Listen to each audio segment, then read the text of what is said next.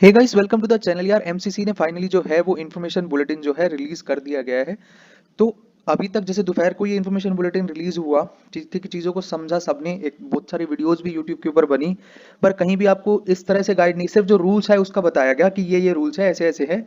वो हमने भी सबको ब्रीफ कर दिया है टेलीग्राम पर और व्हाट्सएप ग्रुप्स के ऊपर। जो भी हमारे क्लाइंट्स हैं उनको सब हमने ब्रीफ कर दिया है। बट ये वीडियो फिर किस लिए बनाई जा रही है? वीडियो बनाई जा रही है कि इंटरप्रिटेशन क्या है, इन रूल्स का असर किस तरह से पड़ेगा आपकी काउंसलिंग पे। जो अभी तक प्लानिंग करी, एक तरह से मान के चलो कि वो प्लानिंग हमें दोबारा से करनी पड़ेगी। ठीक है, जो अभी तक हम लोग प्लान कर रहे थे ना कि यार राउंड 2 में इस तरह से जाके मूव अप राउंड में चले जाएंगे, उसमें वो फलाना कॉलेज टारगेट कर लेंगे, वो सब चीजें बकवास मानी जाएंगी। ठीक है, अब नए तरीके से चलना पड़ेगा क्योंकि अब गेम पलट चुका है। क्यों? क्योंकि नए रूल्स आ चुके हैं इस साल के लिए, जो कि बहुत ज्यादा प्रभाव डालने वाले काउंसलिंग के ऊपर, कट ऑफ्स के ऊपर, स्ट्रेटेजी के ऊपर, सबकी। और एक पैनिक की सिचुएशन अभी पेरेंट्स के और स्टूडेंट्स के मन में आ चुकी है। तो उसमें कोई भी दिक्कत नहीं है। इस वीडियो में एंड तक बने रहो, आपको सारी चीजें समझ में आएगी कि अच्छा, ये जो अपग्रेडेशन वाला रूल आया है, या जो स्टे वैकेंसी में फ्रेश रजिस्ट्रेशन का रूल आया है, या फिर जो भी नए रूल आए हैं, उस पे किस तरह से हम चलें कि हमें बेस्ट कॉलेज मिले। ठीक है, हम कितनी दूर तक के राउंड के लिए हम लोग वेट करें, कहाँ तक रिस्क रहेगा, कहाँ तक नहीं रहेगा। तो ये तमाम सवालों का हम लोग आपको आज जवाब देने लगे हैं। ठीक है, ये कोई नई चीज नहीं है। पहली बात आप ये जानो कि ये जो राउंड 2 से राउंड 3 में जो अपग्रेडेशन का मौका मिला है, ये डबल ए ट्रिपल सी की काउंसलिंग यानी कि बीएमएस की काउंसलिंग में लास्ट ईयर भी था। मतलब बीएमएस की काउंसलिंग में ये चीज हम पहले देख चुके हैं। तो इस ये अपग्रेडेशन का जो रूल रहता है, किस तरह से प्रभाव डालता है कट ऑफ के ऊपर, वो अभी हम आपको अच्छे से दिखाने वाले हैं, समझाने वाले हैं। तो वीडियो में एंड तक बने रहना, आपको समझ में आएगी चीजें कि ये जो नए रूल्स आए हैं फाइनली किस तरह से हमारी स्ट्रेटेजी पर प्रभाव डालने वाले हैं, और अब किस तरह से आपको प्रोसीड करना है। ये सारी जानकारी आपको इस वीडियो में दी जाएगी, तो एंड तक बने रहेंगे। सबसे पहले मैं एक बार ब्रीफ कर देता हूं कि क्या नए रूल आए हैं इस बार। ठीक है, हमें किन चीजों का ध्यान रखना है अच्छे से। तो देखो यार, लास्ट ईयर की तरह राउंड 1 में आप लोग रजिस्ट्रेशन करोगे, फी पेमेंट होगा, चॉइस फिलिंग होगी, रिजल्ट आएगा। ठीक है, रिजल्ट आने के बाद आपके पास दो ऑप्शन होंगे। पहली तो ये, अच्छा एक डाउट यहाँ पर बहुत बच्चों को हो रहा है कि क्या भैया, जो आप डॉक्यूमेंट्स अपने अपलोड करने हैं, जो डेट दे रखी है डॉक्यूमेंट अपलोड करने की रिपोर्टिंग से पहले, क्या जो बच्चा फ्री एग्जिट करने वाला है या जो कॉलेज छोड़ने वाला है उसको भी डॉक्यूमेंट अपलोड करने हैं क्या? इसका जवाब है बिल्कुल भी नहीं। जिस भी राउंड में आप रिपोर्टिंग करने वाले हैं, उस राउंड के पहले वाली जो डेट दे रखी है, आपने राउंड 1 में रिपोर्टिंग करने का फैसला किया है, तो ही आपको अपने डॉक्यूमेंट अपलोड करने हैं साइट के ऊपर। यदि आप फ्री एग्जिट लेने जा रहे हो तो आपको कोई भी डॉक्यूमेंट वहां पे अपलोड नहीं करना है। आपको किसी को कुछ नहीं बताना। यदि आपको सीट अलॉट हुई है राउंड 1 में और आप छोड़ना चाहते हो, तो आपको कोई किसी को कुछ लेटर लिख के नहीं देना, कहीं पे कोई रजिस्ट्रेशन नहीं करना, कुछ भी नहीं करना, सिंपली बैठ जाना है चुपचाप। ऑटोमेटिकली आपको राउंड 2 में फ्री एग्जिट कंसिडर कर लिया जाएगा। मतलब राउंड 1 में आप फ्री एग्जिट किए, ऑटोमेटिकली आपका राउंड 2 में वेलकम हो जाएगा, आप फिर से चॉइस फिलिंग वहां पे कर सकते हो। ठीक है, दूसरी बात ये तो वो एक मेजर डाउट। ठीक है, उसके बाद क्या है कि राउंड 1 का जब रिजल्ट आ गया, आपके पास दो चॉइसेस होंगी कि आप कॉलेज में जाके रिपोर्ट करते हो, या कॉलेज में जाके रिपोर्ट करते हो, रिपोर्टिंग करने के बाद वहां पे आप विलिंगनेस ऑफ अपग्रेडेशन, कि वहां पर जाकर आप कहते हो कि नहीं, मेरे को राउंड 2 में से बेटर मिलने की उम्मीद है, मैं अपग्रेडेशन का फॉर्म फिल कराया। यदि आप नहीं करते ऐसा, तो जो है आपको राउंड 1 वाला कॉलेज फिक्स करना पड़ेगा। ठीक है, और आपका जो एडमिशन प्रोसीजर है वो खत्म। दूसरी चॉइस आपके पास है, आप फ्री एग्जिट कर जाओ। यहाँ पर फ्री एग्जिट का जो मौका है वो दिया गया है राउंड 1 के अंदर, तो आप फ्रीली एग्जिट कर सकते हो। ठीक है, जो 65% स्टूडेंट है, 60 to 65%, इवन 70% स्टूडेंट तक फ्री एग्जिट करते हैं हर साल, जो कि इस साल भी डेफिनेटली करने वाले हैं। तो 65% स्टूडेंट्स जो है वो फ्री एग्जिट करेंगे या स्टेट के राउंड 1 में अपने मूव करेंगे। तो 65% सीटें जो आएंगी वो रियल और वर्चुअल वैकेंसी मिला करके इस साल भी आने की उम्मीद रहेगी राउंड 2 में। तो यहां तक तो कोई डिफरेंस नहीं है। ठीक है, दूसरी बात, राउंड 2 की यदि हम बात कर लें, तो अब राउंड 2 से थोड़ा गेम बदलना शुरू होने वाला है। क्यों? क्योंकि राउंड 2 में आपकी फिर से चॉइस फिलिंग होगी। पहली बात, ऐसे कैंडिडेट जिन्होंने राउंड 1 में रजिस्टर नहीं किया था, वो फ्रेश रजिस्ट्रेशन राउंड 2 में कर सकते हैं। ठीक है, अब फ्रेश रजिस्ट्रेशन करने के बाद, और जो बच्चों को कोई सीट पिछले राउंड में नहीं मिली थी, वो भी यहाँ पर दोबारा से चॉइस फिलिंग कर सकते हैं। और ऐसे कैंडिडेट जिन्होंने अपग्रेडेशन में डाल रखा है, वो भी यहाँ पर चॉइस फिलिंग करेंगे अपनी। ठीक है, अच्छा, ये कई बच्चे ये सोचेंगे कि यार हमने अपग्रेडेशन में डाल रखा है ना, हमने राउंड 1 में जो चॉइस फिलिंग की थी वही हमारी उठ के राउंड 2 में आ जाएगी, हमें कोई चॉइस फिलिंग करने की जरूरत नहीं। नहीं, ऐसा बिल्कुल नहीं है। आपने प्रोसेस ठीक से पढ़ा है तो आपको पता होगा कि आपको राउंड 2 में फ्रेश चॉइस फिलिंग करनी है। राउंड 1 वाली आपकी खारिज मानी जाएगी, आपको दोबारा से जो है चॉइस फिलिंग वहां पर करनी है, भले ही आप अपग्रेडेशन में डाल के आए हो। ठीक है, तो दो डाउट आपके क्लियर हो गए। पहला, कि जिस राउंड में आप रिपोर्टिंग करोगे, उस राउंड में आपको डॉक्यूमेंट अपलोड करने हैं रिपोर्टिंग करने की से पहले, जो डेट आपको दे रखी है आपके शेड्यूल में। ठीक है, और दूसरी बात ये कि राउंड 2 के अंदर जो है वो आपको फिर से जो है फ्रेश चॉइस फिलिंग करनी है, जो बच्चा अपग्रेड में भी डाल के आया हुआ है उसको भी, और जो फ्रेशली रजिस्टर कर रहा है उसको भी। ठीक है, चलो आगे बढ़ते हैं। तो राउंड टू की हम जब बात करते हैं, तो जब राउंड टू का जो रिजल्ट आएगा, रिजल्ट आने के बाद आपके पास फिर चॉइस बनेगी। पहली चॉइस क्या बनेगी कि आप जो है, आपको कोई कॉलेज अलॉट नहीं हो तो आप ऑटोमेटिकली कहाँ चले गए, राउंड थ्री में चले गए। ठीक है, दूसरी बात, जिस बच्चे को कॉलेज अलॉट होगा, अब उसके पास क्या ऑप्शन है। पहला, यदि उसको कॉलेज पसंद आता है और वो वहां जाके रिपोर्टिंग करता है और फाइनल कर लेता है उस कॉलेज को ही, ठीक है। बट ऐसा होगा नहीं। होगा क्या कि जो बच्चा राउंड टू में कॉलेज में जाके रिपोर्टिंग कर रहा है, वो डेफिनेटली राउंड थ्री में क्या करेगा, अपग्रेड में डाल के आएगा, क्योंकि इस बार जो है राउंड टू से राउंड थ्री में अपग्रेडेशन की फैसिलिटी एमसीसी ने आपको दी है। अब ऐसा नहीं है कि आप राउंड टू से राउंड थ्री में अपग्रेड नहीं कर सकते। पहले राउंड वन से राउंड टू में अपग्रेड होता था, सिर्फ राउंड टू से राउंड थ्री में अपग्रेड नहीं होता था। बट अब ये रूल क्या बदल गया, बिल्कुल बदल गया। राउंड टू से राउंड थ्री में आप जो है वो अपग्रेड कर सकते हो। तो ऐसे कैंडिडेट जिनका रिजल्ट राउंड टू में अलॉटेड इंस्टीट्यूट में आएगा, कि कोई भी उनको इंस्टीट्यूट जो है वो अलॉट होगा, तो ऐसे में जो है वो सभी बच्चे क्या कर सकते हैं, अपग्रेड कर सकते हैं। ठीक है, और ये बात हम आपको बता सकते हैं एक्सपीरियंस से, कि जितने भी बच्चे राउंड टू में कॉलेज उठाने वाले हैं, जो रिपोर्टिंग करने वाले हैं सेफर एंड के लिए, वो सभी कैंडिडेट्स क्या करेंगे, राउंड टू में जाके अपग्रेड करेंगे। मतलब मोस्ट ऑफ द कैंडिडेट्स क्या करेंगे, राउंड टू से राउंड थ्री में अपग्रेड करेंगे। बट यहाँ पर एक दिक्कत आती है कि यदि आपका राउंड थ्री में अपग्रेड हो जाता है कॉलेज, तो आपको राउंड टू वाले कॉलेज में दोबारा जाके एक रिलेविंग लेटर लेकर आना पड़ता है, अपने डॉक्यूमेंट्स वहां से निकलवा के राउंड थ्री वाले कॉलेज में डालने पड़ते हैं। ठीक है, तो ये थोड़ी दिक्कत फेस करनी पड़ती है। बट जहां करियर का सवाल हो, वहां ये सब चीजें मायने नहीं रखती। ठीक है, तो मैक्सिमम स्टूडेंट क्या करने वाले हैं कि राउंड टू से राउंड थ्री में अपग्रेड जरूर करने वाले हैं। तो यहाँ पर जो मोपअप राउंड में सीटें आती थी ना, वो तुलनात्मक रूप पे कम आने की संभावना रहेगी। ये बात आप जान लो अच्छे से। ठीक है, अब क्या है कि ऐसे कैंडिडेट्स जो राउंड थ्री के भरोसे बैठे हैं कि हाँ भाई, मेरी रैंक जो है वो 20-22 हजार रैंक है, 23 हजार रैंक है, 18 हजार रैंक है, इवन 12 हजार रैंक का स्टूडेंट भी कह रहा है कि क्या भैया मैं राउंड थ्री में जाके कॉलेज ले लूं क्या, क्योंकि उसने लास्ट ईयर का डेटा देखा है। लास्ट ईयर के डेटा में उसको इतना अच्छा कॉलेज दिखाई पड़ रहा है मोपअप राउंड के अंदर कि हाँ भाई साहब, 12,000 रैंक है, एलएलआरएम मेरिट मिल जाएगा, ठीक है, या कोई भी टॉप कॉलेज मिल जाएगा। तो उस लालच में वो मोपअप राउंड में आने की कह रहा था। बट इस बार गेम बदल गया है। इस बार क्या हो रहा है, राउंड टू से राउंड थ्री में अपग्रेडेशन का मौका मिला है। तो मैक्सिमम स्टूडेंट्स, आप गारंटी के साथ ये बात कहीं लिख लो कि मैक्सिमम स्टूडेंट्स राउंड टू में रिपोर्टिंग करेंगे ही करेंगे। जिनको देखो यार, राजस्थान यूपी की यदि मैं बात कर लूं, जिस बच्चे की रैंक 21-22 हजार रैंक है, उसको राउंड टू में कॉलेज मिलना तय है, कोई ना कोई जरूर। वो बच्चा रिस्क नहीं लेने जा रहा किसी भी प्रकार का। बहुत सारे बच्चे, इवन 15-16 हजार रैंक के बच्चे भी क्या करेंगे, रिस्क नहीं लेंगे, राउंड टू में रिपोर्ट करेंगे। ठीक है, राउंड टू में रिपोर्ट करने के बाद वो क्या करेंगे, अपग्रेड करेंगे। तो अपग्रेड करने से क्या हो जाएगा कि उन्होंने राउंड टू वाली सीट छोड़ी नहीं है। ठीक है, उन्होंने क्या करा, राउंड टू वाली सीट छोड़ी नहीं है। उनकी जब वो सीट अपग्रेड होगी, तब वो सीट खाली होकर के किसी दूसरे बच्चे को मिलेगी। ये तरीका रहेगा। तो तुलनात्मक रूप में जो रियल वैकेंसी आने जा रही है मोपअप राउंड में, इवन मतलब राउंड थ्री के अंदर, वो तुलनात्मक रूप में लास्ट ईयर की तुलना में कम आएगी।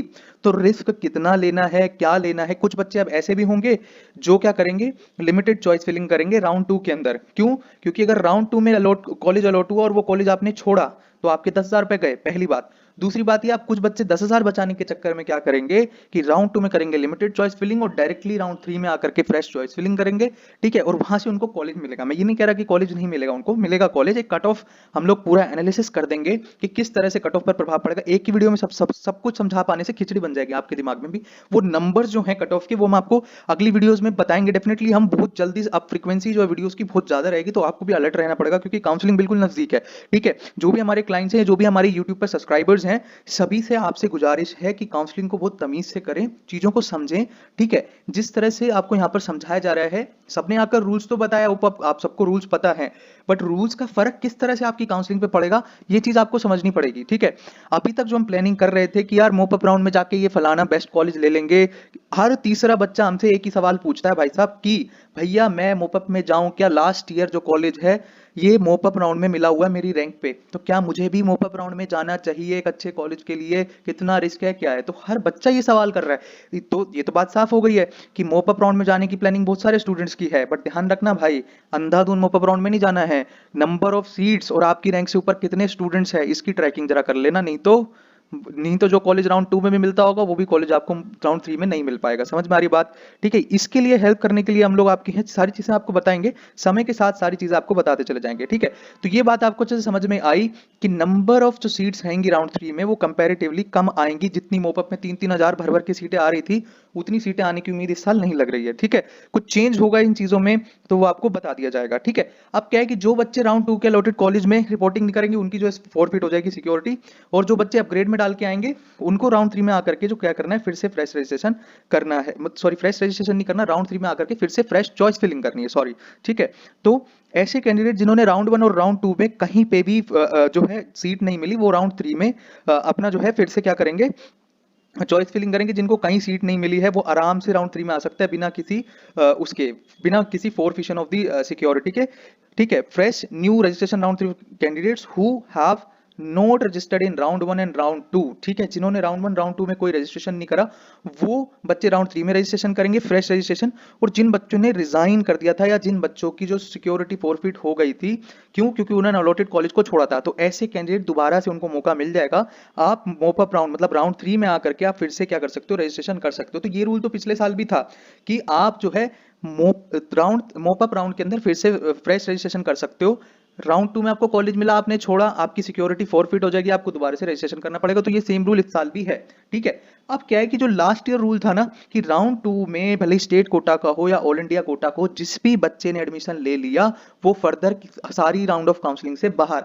अब ऐसा नहीं है, अब जो ये रूल पिछली बार सेकंड राउंड में था, अब यही चीज इस बार थर्ड राउंड में आ गई है। क्यों थर्ड राउंड में कैसे आ गई है, क्योंकि राउंड 2 से राउंड 3 में यहाँ पे अपग्रेडेशन का जो है मौका एमसीसी ने आपको बहुत अच्छे से दिया है, ठीक है। तो ये फायदा बच्चे उठाने जा रहे हैं डेफिनेटली, ठीक है।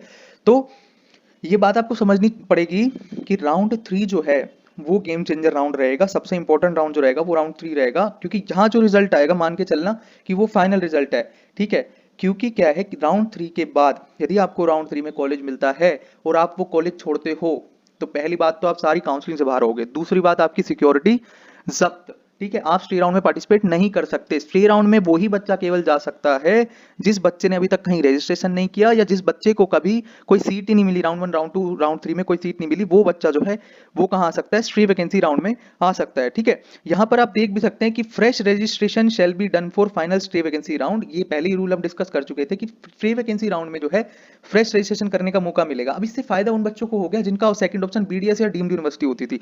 अब वो पहले 3 राउंड ऑफ काउंसलिंग अच्छे से देख लेंगे, देखने के बाद वो ये डिसाइड कर लेंगे कि यार 3 राउंड में मुझे एमबीबीएस नहीं मिला, ठीक है। अब मुझे क्या है, पहले क्या करते थे बच्चे मोप अप राउंड में ही, क्योंकि मोप अप राउंड में ही फाइनल चॉइस फिलिंग करने का मौका मिलता था, स्टे में दोबारा चॉइस फिलिंग होती नहीं थी, इसलिए बच्चे क्या करते थे बीडीएस और डीम्ड यूनिवर्सिटी को सारे एमबीबीएस कॉलेज भरने के बाद फिर बीडीएस डीम्ड यूनिवर्सिटी की उसी में डाल देते चॉइस। तो मोप अप राउंड में कोई ना कोई बीडीएस या डीम्ड यूनिवर्सिटी की सीट मिल जाती थी। यदि उसको स्टे में उसकी रैंक उतनी ठीक होती कि उसको गवर्नमेंट एमबीबीएस मिल सकता होता, तो भी वो नहीं मिलता था, क्योंकि क्या, क्योंकि उसको पिछले राउंड में क्या हो गई, सीट अलॉट हो गई। तो ये चीज यहाँ पर इन्होंने अच्छी कर दी कि ऐसा कैंडिडेट जिसका सेकंड ऑप्शन डीएमडी या बीडीएस है वो 3 राउंड ऑफ काउंसलिंग अच्छे से देख लेगा, हाँ फिर कहीं नहीं मिला तो अब वो स्टे वैकेंसी राउंड में है। इसको मौका स्टे वैकेंसी राउंड में भी है, पहले ये सारी एमबीबीएस की चॉइस डालेगा, फिर बीडीएस की डालेगा, फिर डीम्ड यूनिवर्सिटी की डालेगा, समझे। तो एमबीबीएस का चांस ये लास्ट रैंक तक अपना देख पाएगा कि एमबीबीएस मिली है कि नहीं मिली, ठीक है। नहीं तो क्या होता था लास्ट ईयर तक कि इस बच्चे को नुकसान देखने मिलता था, क्योंकि लास्ट ईयर जो मॉप अप राउंड की कट ऑफ थी वो 22,237 रैंक थी। अब जिस बच्चे की रैंक जो है 22,400 के आसपास है उसको फ्रेम में सीट तो मिल नहीं थी, बट ऐसे कैंडिडेट ने यदि मॉप अप राउंड में बीडीएस या डीम्ड की चॉइस भर रखी थी तो उसको वहीं पे मिल गया, तो उसको स्टे राउंड में वो मौका ही नहीं मिला कि वो एमबीबीएस की सीट ले पाए। तो ये मौका उस बच्चे को मिल जाएगा जिसका सेकंड ऑप्शन बीडीएस या डीम्ड यूनिवर्सिटी है, ठीक है। और यहाँ पर एक नई चीज आई है कि यदि आप स्टे राउंड के अंदर जो है कॉलेज को छोड़ते हो, अलॉट हुआ आपको, आपने रिपोर्टिंग नहीं करी, तो आप अगले 2 साल के लिए यानी कि 2024 और 2025 की काउंसलिंग में बैन कर दिए जाओगे। ये बात आपको समझनी चाहिए और ये बहुत अच्छी बात भी है, क्योंकि कुछ बच्चे ऐसे, मैं एक स्टूडेंट को जानता हूं जिसको असम के कॉलेज मिले थे, उस बच्चे ने क्या किया, स्टे राउंड में उस बच्चे को सीट मिली डीफू मेडिकल कॉलेज की, उसने वो सीट छोड़ दी ड्यू टू फैमिली रीजंस और उसके पर्सनल रीजन हो सकते हैं। अब वो सीट क्या हो गई, बिल्कुल खराब हो गई। बहुत सारे बच्चों ने सीट छोड़ी थी लास्ट ईयर। यदि स्पेशल स्टे वैकेंसी राउंड होता तो और नीचे कट ऑफ चली जाती, but special stay vacancy round conduct नहीं कराया और कुछ सीटें वेस्ट हो गई। हमारे पास अनऑफिशियल डेटा है बच्चों का जिन्होंने सीट छोड़ी है स्टे वैकेंसी राउंड की, ठीक है। तो बहुत सारी सीटें वहां पर वेस्ट हो गई, 30 से 40 सीटें वहां पर ऑल इंडिया कोटा की वेस्ट हो गई थी। तो ये चीज अब इस साल नहीं होगी, क्योंकि ये जो है ना, ये 2 साल वाली जो आपको बैन कर दिया जाएगा, ये बहुत खतरनाक चीज है, इससे कोई पंगा नहीं ले पाएगा, ठीक है। अब क्या है ना कि राउंड 3 के बाद आपको बात जरा ढंग से समझनी पड़ेगी कि राउंड 3 के बाद, स्टेट के राउंड 3 के बाद और ऑल इंडिया के राउंड 3 के बाद कॉमन एमसीसी के ऊपर ही सारे एडमिटेड कैंडिडेट्स की जो है वो लिस्ट आ जाएगी। ठीक है, कोई भी बच्चा ये नहीं गड़बड़ कर पाएगा कि उसने एक सीट अपने स्टेट में राउंड 3 में ले रखी है और वो स्टे वैकेंसी राउंड में आकर के क्या कर रहा है, चॉइस फिलिंग कर रहा है। ऐसे सारे कैंडिडेट जिन्होंने कहीं पे भी देश में एडमिशन ले रखा है राउंड 3 तक, वो सारे कैंडिडेट्स बाहर हो जाएंगे काउंसलिंग से। स्टे वैकेंसी राउंड में सिर्फ वही बच्चा आएगा जिसको ना स्टेट में ना ऑल इंडिया कोटा में, तीनों राउंड में कोई कहीं कॉलेज नहीं मिला, वही बच्चा क्या करेगा, फ्री राउंड में आएगा। तो ये बात आप ध्यान मान के चलो कि स्टे वैकेंसी राउंड में जितनी भी सीट्स आएंगी उस पे नंबर ऑफ जो स्टूडेंट्स होंगे वो बहुत कम होंगे। यदि 100 सीट भी आती है तो मान के चलो कि बहुत कम स्टूडेंट्स उस 100 सीट के लिए होंगे। तो आप मान के चलो कि 1000 से 1200 रैंक तक का डिफरेंस आने की उम्मीद रहेगी राउंड 3 से राउंड 4 के बीच में। लेट सपोज राउंड 3 में जनरल कैटेगरी की जो क्लोजिंग है वो 25500 रैंक होती है, तो मान के चलो 26500 से 26800 रैंक तक स्टे राउंड की क्लोजिंग रहेगी यदि 100-150 सीट भी आई तो। क्योंकि क्या है, नंबर ऑफ कैंडिडेट जो रहेंगे, जब हम सीट्स से उसको कंपेयर करेंगे नंबर ऑफ सीट की तुलना में, नंबर ऑफ कैंडिडेट्स रहेंगे कम, कंपटीशन हो जाएगा कम, तो पीछे रैंक तक मिलने के चांस यहाँ पर आपको रहेंगे। इतना रिस्क कि कोई प्योरली ही उठ के आ जाए स्टे राउंड तक, इतना रिस्क लेना ना रिकमेंडेड है ना आपको लेना चाहिए। ठीक है, एक पर्टिकुलर कॉलेज के लालच में। तो सारी चीजें जो आपको मोटा मोटा चीजें आपको मैंने बताई दी है। फीस आपकी वही रखी गई है भाई साहब कि 1000 रुपए ईडब्ल्यूएस और जनरल कैटेगरी की जो है वो रजिस्ट्रेशन फी लगेगी और सिक्योरिटी डिपॉजिट 10,000 रुपए। बाकी ओबीसी एसटी एससी और पीडब्ल्यूडी कैंडिडेट्स जो हैं उनकी 5000 सिक्योरिटी लगेगी और 500 रुपए क्या लगेगी, रजिस्ट्रेशन फीस लगेगी। तो फीस में कोई चेंज यहाँ पर नहीं किया गया है। आई होप आपको सारी चीजें समझ में आई है। चैनल से जरूर जुड़े रहो, आपको एक एक चीज बड़ी ऑथेंटिसिटी के साथ समझा दी जाएगी कि हाँ इस तरह से आपको काउंसलिंग प्रोसीड करना है। अच्छा, ये तो बात हुई कि क्या होने वाला है, हमें क्या करना है ये आप जान लो। अब देखो, पब्लिकली बोलना थोड़ा सा मुश्किल है ये सारी चीजें, ठीक है, क्योंकि किसी एक पर्टिकुलर बच्चे की स्ट्रेटेजी दूसरे किसी पर्टिकुलर बच्चे की स्ट्रेटेजी से वेरी कर सकती है। बट स्मार्टली कैसे चलना है, ठीक है, ये पब्लिकली नहीं बताया जा सकता। आप पहली बात ये समझो, ठीक है, स्मार्टली कैसे चलना है ये पब्लिकली नहीं बताया जा सकता। इन काउंसलिंग के रूल्स में ना कहीं कमी रह जाती थी, इसलिए लास्ट ईयर तक बच्चे जो क्या करते थे, सीट ब्लॉकिंग भी करते थे और लास्ट राउंड में जाते जाते एक अच्छे कॉलेज का फायदा भी उठा जाते थे। ऐसा कैंडिडेट जिसने यार राउंड 1 में राउंड 2 में सीट ले ली और जिस बच्चे ने मॉपअप राउंड में सीट उठाई उसकी रैंक पीछे होते हुए भी उसको एक अच्छा कॉलेज मिला। जो बच्चा डिजर्विंग था, जिसकी रैंक अच्छी थी, उसने राउंड 2 में ली, इसलिए उसको वो कॉलेज नहीं मिला। ठीक है, तो ये काउंसलिंग के रूल्स में कमी थी। बट इस साल ऐसी कोई स्ट्रेटेजी नहीं है जो आपको पीछे रैंक होते हुए भी एक बेटर कॉलेज दिला देगी, पहले ध्यान रखना। ठीक है, बहुत कम चांस है, बहुत ज्यादा रिस्क है। कितना रिस्क है, कितना रिस्क आप बियर कर सकते हो, कितना नहीं कर सकते, ये डेटा ट्रेकिंग से आपको पता चलेगा। ठीक है, हम लोग क्या करने जा रहे हैं ना, हम लोग जैसे ऑनलाइन बोलना ये बात ठीक नहीं है, बाकी काउंसलर्स भी हैं, हम लोग क्या करने जा रहे हैं कि हम ट्रैक शीट बनाने जा रहे हैं 1 से 30,000 रैंक तक के स्टूडेंट्स की। ठीक है, हमें ये पता रहेगा कि यार इस बच्चे ने यहाँ पर एडमिशन ले लिया, क्योंकि बहुत सारा जितना भी डेटा रहेगा वो वेबसाइट के ऊपर पब्लिश्ड रहेगा, किसी से भी वो डेटा छुपा नहीं रहेगा। ठीक है, तो ट्रैक शीट बनाने से क्या फायदा होगा कि नंबर ऑफ सीट कितनी वेकेंट है ये एमसीसी हमें बताएगा। ठीक है, सीट मैट्रिक्स रिलीज करेगा, हमें पता चलेगा कि यार नंबर ऑफ सीट इतनी वेकेंट है, और बच्चे कितने बचे हैं किसी पर्टिकुलर राउंड में आने के लिए, ये भी एमसीसी हमें बताएगा, और डिफरेंट स्टेट काउंसलिंग अथॉरिटीज हमें बताएगी एडमिटेड कैंडिडेट्स की लिस्ट के थ्रू। तो हमें इनडायरेक्टली ये पता चल जाएगा विद 90% अबव एक्यूरेसी के साथ कि कितने स्टूडेंट्स आपकी रैंक से ऊपर अभी बचे हुए हैं जिन्होंने सीट लेनी है फर्दर राउंड में, सब्सिक्वेंट राउंड के अंदर, और कितने स्टूडेंट्स है जो सीट छोड़ने वाले हैं राउंड 2 की, जो कि राउंड 3 में आ जाएगी। ठीक है, तो ये तरीका है। अब जिस बच्चे भाई राउंड 2 की सीट जो है वो कौन सा बच्चा छोड़ेगा, आप ये बात समझो ना, राउंड 2 की सीट वो बच्चा छोड़ता है जिसको अपने स्टेट के राउंड 2 में सीट मिल गई होती है पहला। ठीक है, और मोपअप राउंड में कुछ बच्चे पूछते हैं भैया राउंड 3 में सीट आएगी ही क्यों, कैसे खाली, कौन छोड़ता है, कौन पागल है, कौन सीट छोड़ता है? भाई नहीं, कोई पागल नहीं है। राउंड 2 में सीट वो बच्चा छोड़ेगा जिसको अपने स्टेट के राउंड 2 में एक बेटर कॉलेज मिल जाएगा, वो राउंड 2 की सीट को छोड़ देगा, फिर 10,000 उसके लिए मायने नहीं रखते, पहली बात। दूसरी बात ये कि वो बच्चा छोड़ेगा जो बेचारा अफोर्ड ही नहीं कर सकता फीस। जैसे मान लो जीमर्स का कॉलेज अलॉट हो गया, या महाराष्ट्र का 1 लाख फीस, 1,28,000 जो फीस महाराष्ट्र में, वो अफोर्डेबल ही नहीं है उसके लिए और अलॉट हो गया, तो उसको मजबूरन वो सीट छोड़नी पड़ती है। ठीक है, या उत्तराखंड में सीट अलॉट हो गई, या ऐसी किसी जगह एमपी में सीट अलॉट हो गई, 1 लाख फीस है। 1 लाख फीस बहुत सारी फैमिलीज के लिए अफोर्डेबल बिल्कुल भी नहीं है। ठीक है, जीमर्स की फीस बिल्कुल अफोर्डेबल नहीं है बहुत सारी फैमिलीज के लिए। ठीक है, आपको लग रहा है कि यार क्या ही फर्क पड़ता है, बट कुछ फैमिलीज ऐसी हैं जो सच में इतना पैसा अफोर्ड नहीं कर सकती हैं। ठीक है, तो यदि ऐसे कैंडिडेट्स को सीट अलॉट होता है तो उनको छोड़ना पड़ता है। दूसरी बात कि कुछ कैंडिडेट्स ऐसे भी सीट छोड़ते हैं जिनको बहुत दूर अपने घर से मिला होता है, असम में या साउथ के कॉर्नर में, उनको ये पता है हमारे ट्रेवल करने में हमारी जो है आधी इजाजत खत्म हो जाएगी। ठीक है, मैं बात करता हूँ यार पेरेंट्स से, उनको सच में ये कंसर्न्स है कि यदि साउथ में जाके रिपोर्टिंग करनी पड़ी तो पहली बात तो इतना पैसा लगेगा ट्रैवलिंग में, वहां रहने में, 10-12 हज़ार 15 हज़ार जो है 20 हज़ार जो तक खर्च हो जाता है साउथ के कॉलेज में रिपोर्टिंग जाने में करने में। तो ये चीज बड़ी हेक्टिक रहेगी। तो कुछ बच्चे इस तरह से भी सीट छोड़ते हैं क्योंकि वो उस पर्टिकुलर कॉलेज में जा ही नहीं सकते ड्यू टू फाइनेंशियल रीजन, और वो जाना नहीं चाहते ड्यू टू साउथ फोबिया, है ना, एक साउथ फोबिया काइंड ऑफ चीज है नॉर्थ के स्टूडेंट में कि यार साउथ में नहीं जाना भाई साहब, कैसे भी करके साउथ से अपन बच जाए। ठीक है, तो इस तरह के सारे कैंडिडेट सीट छोड़ते हैं, तभी जो आती है राउंड 3 में सीट आती है। बट इस साल गड़बड़ी ये हो गई कि भाई साहब राउंड 2 से राउंड 3 में अपग्रेडेशन का मौका मिल गया। बच्चे क्या करेंगे, राउंड 2 में सीट को करेंगे होल्ड, ठीक है, और उसको अपग्रेड में डालेंगे। अब अपग्रेड का रूल इस तरह से होता है कि अपग्रेड होगा कैसे, मतलब कौन सी सीट खाली होगी कि हमें अपग्रेड होके मिल जाएगी। अब ऐसा कैंड, जैसे मैं आपको एग्जांपल के थ्रू बताता हूँ। लेट सपोज आपको राउंड 2 में जो है आपको सैफई कॉलेज अलॉट हुआ है, जीएमसी सैफई उत्तर प्रदेश में आपको अलॉट हुआ है ऑल इंडिया कोटा के राउंड 2 में। आप गए, आपने रिपोर्टिंग करी और आप अपग्रेड में डाल के चले आए। ठीक, अब क्या है कि ऐसा एक कैंडिडेट और था जिसको आरएमएल लखनऊ मिला हुआ था। चलो आरएमएल लखनऊ भी मतलब आप एलएलआरएम मेरठ उसको मिला हुआ था राउंड 2 में। वो भी बच्चा राउंड 2 में जाके रिपोर्टिंग करके आया था और उसने भी जाके अपग्रेड में डाल दिया। अब होगा क्या, अब सुनो। अब क्या है ना कि जब राउंड 3 का रिजल्ट आएगा ना, दोनों स्टूडेंट का अपग्रेड होने का चांस रहेगा। कैसे, अगर एलएलआरएम मेरठ में जो बच्चा रिपोर्टिंग किया था उसके ऊपर लेट सपोज आरएमएल लखनऊ में जो कॉलेज में एक सीट खाली है क्योंकि उस बच्चे को अपने स्टेट में कहीं पे मिल गया, लेट सपोज वो राजस्थान का बच्चा था, उस राजस्थान के बच्चे को एसएमएस जयपुर मिल गया, उसने आरएमएल लखनऊ की सीट को वेकेट कर दिया। तो जो एलएलआरएम वाला बच्चा था उसका जो अपग्रेडेशन हो जाएगा इसके अंदर आरएमएल लखनऊ के अंदर, तो एलएलआरएम वाले बच्चे, अब एलएलआरएम वाली सीट वेकेट हो गई, ये वाली सीट मिल जाएगी सैफई वाले बच्चे को यदि उनकी कॉन्जिक्यूटिव रैंक्स है। तो इस तरह से सीट, तो देखो फायदा नुकसान, फायदा किस तरह से, यदि हम पूरा कंपेयर करने बैठे कि नुकसान है इस चीज में कि फायदा है, देखो कोई न्यूट्रल रहेगा, न्यूट्रल, एक सीट यहां से खाली होगी तो एक सीट वही बच्चा भर देगा। ठीक है, तो आपको ये समझना पड़ेगा यार, देखो इसमें कोई मैथ लगाने की जरूरत नहीं है। आपने पिछले साल राउंड 1 से राउंड 2 में अपग्रेडेशन देखा था कि नहीं, पिछली बार 17,401 रैंक पे जनरल कैटेगरी क्लोजिंग थी राउंड 1 में, राउंड 2 में 20,004 रैंक पे क्लोजिंग थी जनरल कैटेगरी की। राउंड 1 से राउंड 2 में क्या होता था, अपग्रेडेशन होता था। तो जो ओवरऑल कट ऑफ रहेगी, जितनी नीचे आनी एक्सपेक्टेड रहेगी ओवरऑल तो वही रहेगी, बट एक कॉलेज टू कॉलेज जो रहेगा वो अपग्रेडेशन होने से क्या रहेगा, बहुत सिस्टम ना बंधा हुआ रहेगा। मतलब यदि ये जैसे ही कोई सीट यहाँ पर वेकेट होगी, जैसे मैंने एग्जांपल आपको दिया, जैसे एलएलआरएम की सीट वेकेट होगी तो अपग्रेडेशन डायरेक्ट एलएलआरएम में हो जाएगा उस बच्चे का। ठीक है, यदि सीट नहीं वेकेट हुई तो उसको वही वाला कॉलेज मिला रहेगा और उसको वही मजबूरी में क्या करना पड़ेगा, वही कॉलेज में रहना पड़ेगा, क्योंकि उसके बाद उसके पास कोई मौका नहीं है कि वो उस सीट को छोड़ दे।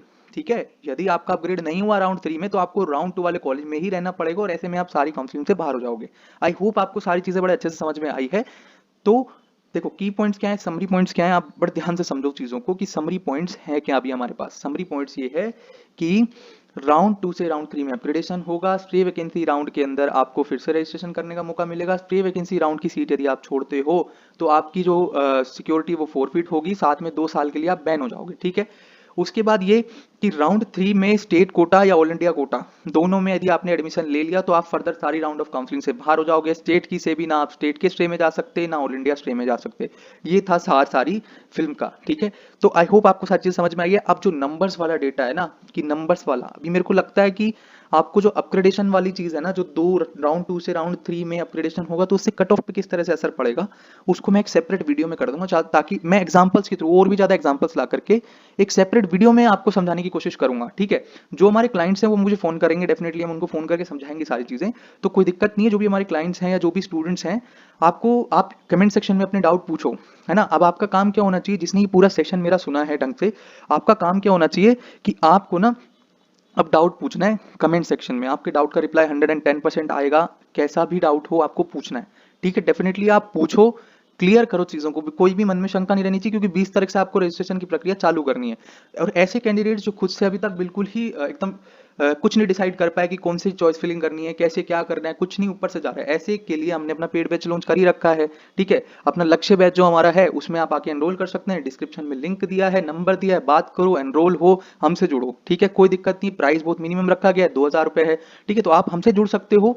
अभी तक हमने अपने स्टूडेंट्स को ऑलमोस्ट राउंड 1 के लिए पूरा गाइड कर दिया है, विद चॉइस फिलिंग लिस्ट उनकी प्रोवाइड कर चुके हैं हम लोग। ठीक है, अब क्या है ना कि जो बच्चा खुद से नहीं कर पा रहा वो हमसे संपर्क करो यार। ठीक है, 2,000 रुपए आपकी करियर से ज्यादा इंपॉर्टेंट मुझे नहीं लगता है। ठीक है, और बहुत सस्ते में दे रहे हैं यार, क्या ही दिक्कत है। यदि आपको गाइडेंस चाहिए डेफिनेटली, और यदि आपको लग रहा है नहीं कर पा रहे खुद से, तो सोचो मत इतना। ठीक है, आपके कोर्स से भी सस्ता हमने काउंसलिंग प्रोग्राम अपना लॉन्च करा है, और डेफिनेटली आपको पता चलेगा कि यार ये बंदे कितनी मेहनत करते हैं हमारे लिए, ठीक है। तो 2,000 रुपये आपके लिए वसूल है, आपकी 2 महीने की फीस मान के चलो कि हमारी मेंटरशिप की 2 महीने की फीस है, क्योंकि 2 महीने काउंसलिंग चलेगी आपकी, ठीक है।